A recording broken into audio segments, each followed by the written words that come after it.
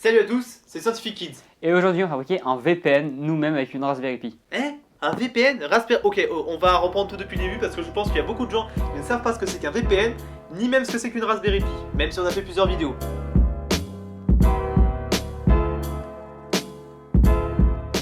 Alors, une Raspberry Pi, on en a déjà parlé dans plein de vidéos. Et d'ailleurs, ces vidéos vous ont archi plu. C'est pour ça qu'on en refait une aujourd'hui. Une Raspberry Pi, pour faire très simple, c'est un nano-ordinateur équipé d'un processeur ARM. Et ça tient avec une petite carte de crédit.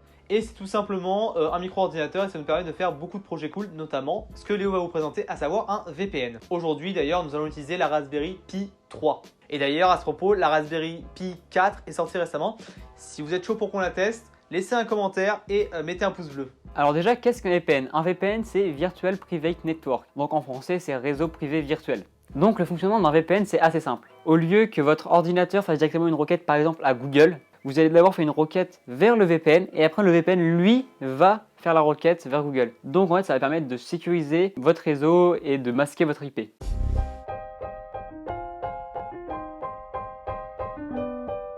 Ok, donc comme Léo vous l'a dit, nous allons tout simplement vous expliquer comment les VPN en termes de marketing ont réussi à s'arranger pour faire une affaire très juteuse. Alors, un VPN, on vous l'a expliqué, toutes vos données passent par des serveurs à eux, tout simplement. Vous envoyez une requête, ils vous redirigent votre requête. Tout simplement, si vous voulez schématiser un petit peu, comme un point relais. Vous ne faites pas confiance à SFR, Orange, Bouygues ou tout ce que vous voulez, mais je ne vois pas pourquoi vous feriez confiance à Norton, NordVPN ou alors d'autres systèmes de VPN où toutes vos données passent. C'est là quand même la nuance qu'il faut noter, parce qu'il y a eu des cas de fuitage de données, car lisez un petit peu les actualités, vous saurez de quoi je parle. Alors certes, ils disent bien en gros en haut de la marge, on ne conserve rien de vous, on ne conserve pas vos logs, sauf que si tu descends un petit peu la page et que tu lis les petites mentions honorables, on voit très bien qu'ils peuvent conserver par moment la date, l'heure de connexion, le débit que tu prends, et il y a eu déjà des cas d'attaque, c'est-à-dire que on sait à peu près qui vous êtes en croisant certaines informations. Alors, la plus grande fonctionnalité que les VPN vous vendent, c'est vous pourrez accéder au catalogue américain grâce à nos VPN. Oui, super!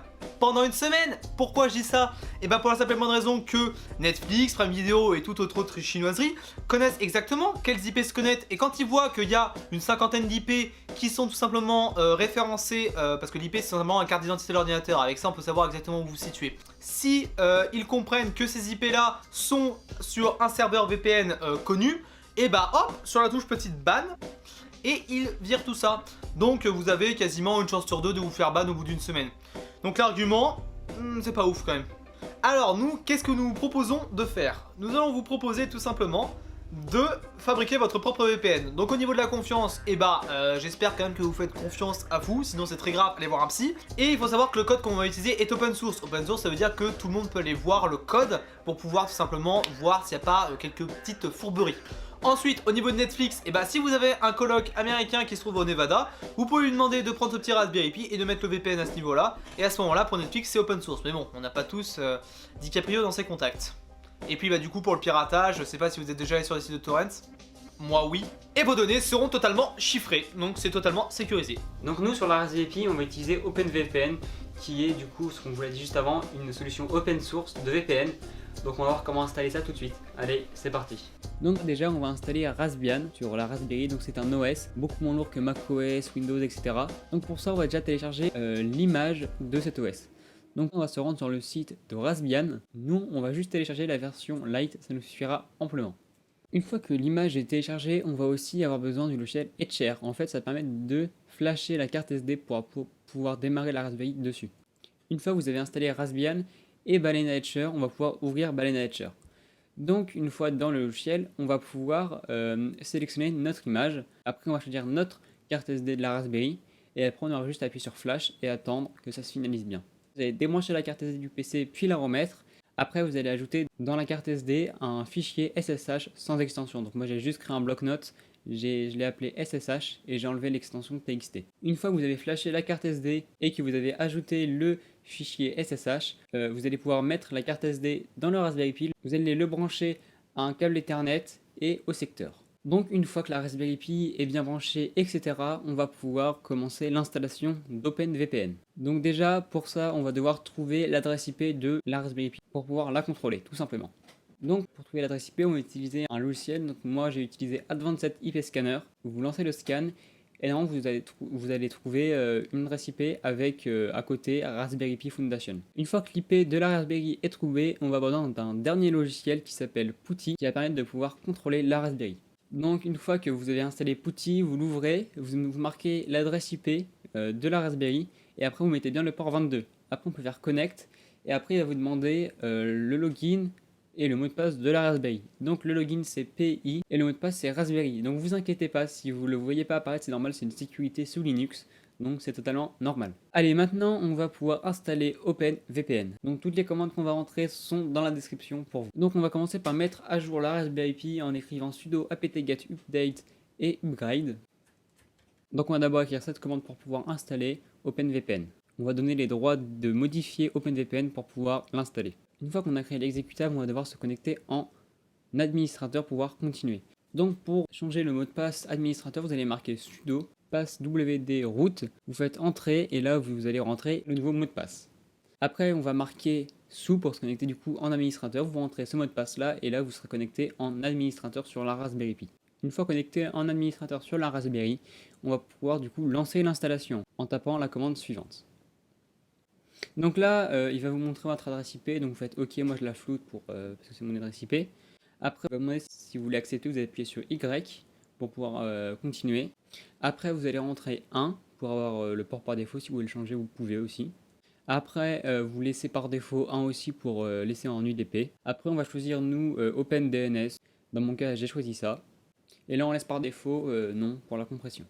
Après vous proposez de créer votre propre client, donc en fait ça va être des fichiers OpenVPN. Donc pour ça il nous demande comment on veut l'appeler, donc moi je l'ai appelé PC. Après vous faites entrer et moi j'ai laissé 1 pour ne pas avoir de mot de passe pour se connecter, vous pouvez en mettre un si vous voulez. Et maintenant du coup le client est créé, OpenVPN est bien installé, on va devoir récupérer le fichier OpenVPN pour pouvoir le mettre sur l'ordinateur. Donc déjà on va faire un CD pour aller dans le répertoire où est stocké OVPN, puis on va faire un ls pour vérifier que le fichier est bien là. Donc là on voit que ça s'appelle bien pc1.ovpn. Donc on va le copier dans un répertoire, dans le répertoire de base de la Raspberry. Donc pour ça on va marquer cette commande là.